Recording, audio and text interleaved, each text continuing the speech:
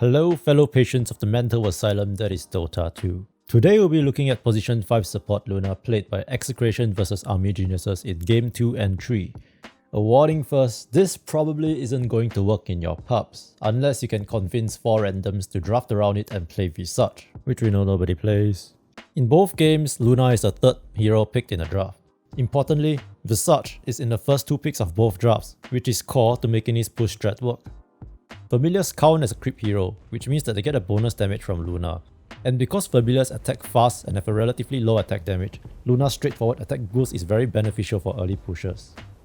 Execration's strat revolved around a very strong timing around 20 minutes, with drums or boots of bearings on Luna, blink on Tiny, Vlads, pipe and mech on Visage, and BKBs on both Kunkka and SF. Once that timing is hit, all they have to do is just group up and push with all the auras and hope for the best. In game 2, Army Geniuses did have a weird draft with Mars going mid and picking a Team Berserker offlane on 23, but Execration's choice to put Kunkka on carry works by using Tidebringer as a low cooldown nuke to prevent Timber from dominating the lane. Because the cleave isn't reduced by armor, Timber's usual way of dominating the lane by standing in the middle of waves to gain regen and armor stacks becomes less effective. This also means that their tier 1 tower didn't fall until 15 minutes, and Kunkka had a healthy amount of last hits compared to both the offlaner and carry on the enemy team. We compare this to another game in Execration vs Talon game 2 where Luna was put carry instead to lane against a Timber, and Timber was less pressured, able to cut waves, and by 15 minutes had as much last hits as the Luna. Kunkka uniquely enables the draft through being a tank, and Ghost Ship helps their team become more tanky through the run buff.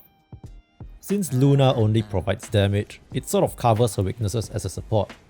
And X-Marks is also extra synergy to secure kills using Eclipse, like in this pretty nice play with Luna hiding in the trees and placing a ward to kill the carry Night Stalker. Be knighted. Radiant's bottom tower is under attack. Eternal darkness.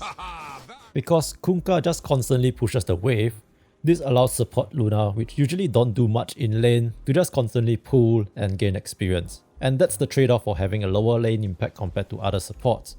Luna can be away from the lane and still provide bonus damage during night time.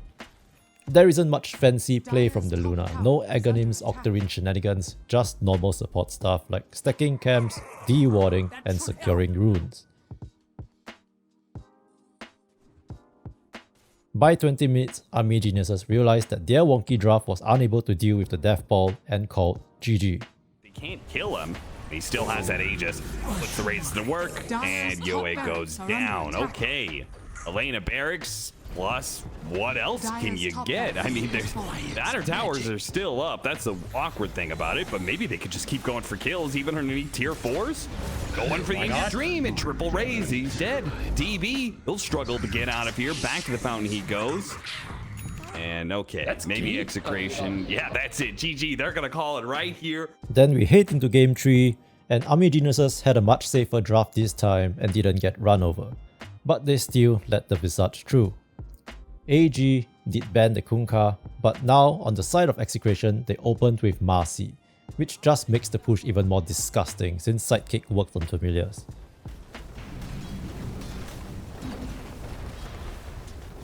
Radiant structures are fortified. This Marcy Visage opening was also used in both games against Polaris, which Execration won. On the 23rd pick, Execration picked Dawnbreaker, which has similar functions to Kunkka in the previous game, a tanky core with an ultimate ability that helps their team become more tanky. I save this means of travel for friends. And matches well against the offlane core such that the carry can be left alone for Luna to stack, pull or secure runes. Meanwhile, because the core matchup is good, Dawnbreaker manages to solo kill Nature's Prophet just with the damage boost from Luna Blessing, and Luna is not even in lane. Who fells me? In this game, AG manages to delay the push strat from Execration, taking over their tier 1 top by 10 minutes and also getting pickoffs on Dawnbreaker multiple times. Who will carry forth the light?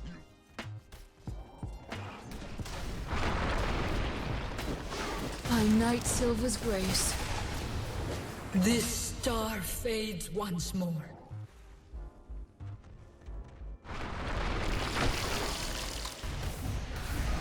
Splendid.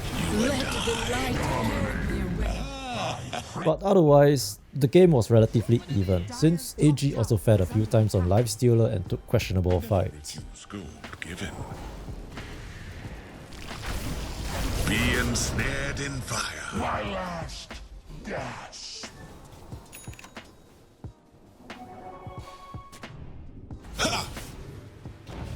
Radiant's middle tower is under attack. I was born before your ancestors qualified as puddles of moon. What is royalty to me? Execration's strategy didn't change much, and although I named this video for Luna support, it's not really how one Luna pick changed their entire playstyle, but how Luna fits into the strategy they want to play.